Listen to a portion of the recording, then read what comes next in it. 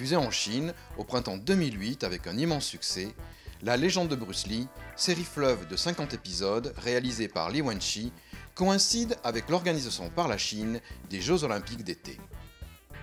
Prioritairement destinée au marché intérieur chinois, cette série marque la réappropriation par la Chine continentale du personnage de culture chinoise le plus célèbre de son temps. Au début des années 90, Hollywood, en l'occurrence le studio Universal, proposa Dragon, réalisé par Rob Cohen, première biopic officielle de Bruce Lee, supervisée par sa veuve Linda Lee. Le scénario était d'ailleurs basé sur le livre que consacra Linda à son défunt mari.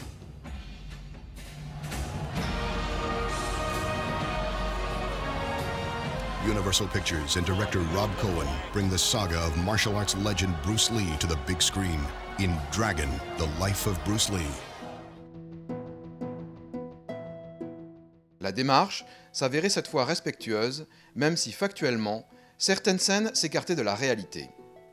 Ainsi, la lésion vertébrale qui paralysa Bruce Lee pendant 6 mois n'était plus le fruit d'un accident d'entraînement, une barre de musculation trop lourde, arrachée sans échauffement, mais la conséquence d'une blessure reçue traîtreusement à l'issue d'un combat.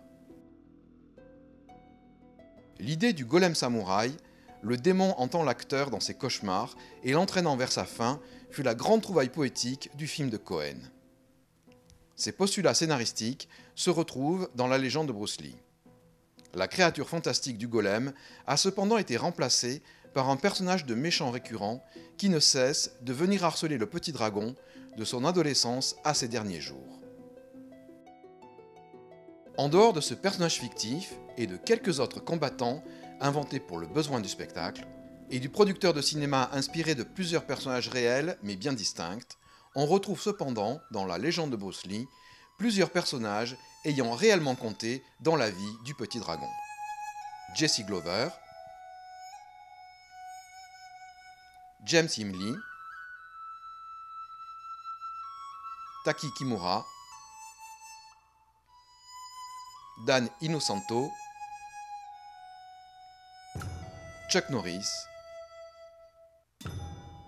et Wally Jay. N'oublions pas non plus le célèbre Yip Man, maître de l'école Wing Chun, ici désigné selon sa transcription en mandarin Yongshun.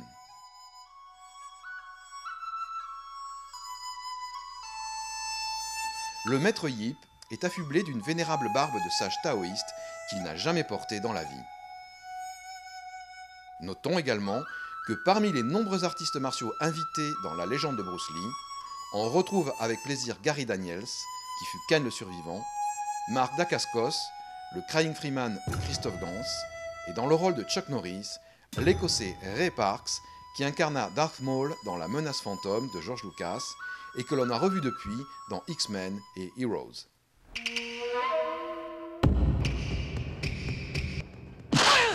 Toutes ces contraintes réalistes ennuyeuses et anti-spectaculaires ont été jetées aux orties, aussi bien dans le film de Rob Cohen que dans la série de Li Wenqi.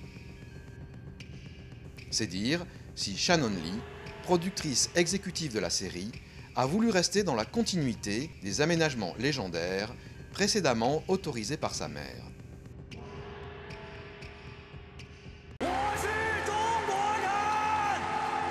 Ce qui entraîne en fin de compte notre adhésion, c'est la conviction déployée par le jeune comédien Danny Chan. Né Chan Kwok Kwan en 1975, 2 ans après la mort de Bruce Lee.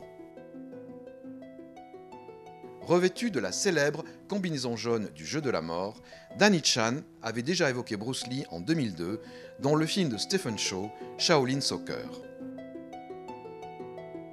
Sur le plan chorégraphique, Li Wenqi est parvenu à harmoniser des citations et des influences d'options contradictoires. Les plans simulant une radio au rayon X sont bien sûr repris des films de Sonny Chiba. Les adversaires de Bruce Lee sont fréquemment câblés pour amplifier les percussions et les figures acrobatiques. Danny Chan, quant à lui, n'utilise que les enchaînements et les poses réellement mis au point par Bruce Lee dans ses films, sans trucage superflu. Si le style de combat, rapide, fluide et précis de Danny Chan, ne retrouve pas vraiment la puissance d'impact de son modèle, il contribue grandement à la réussite exemplaire de l'ensemble.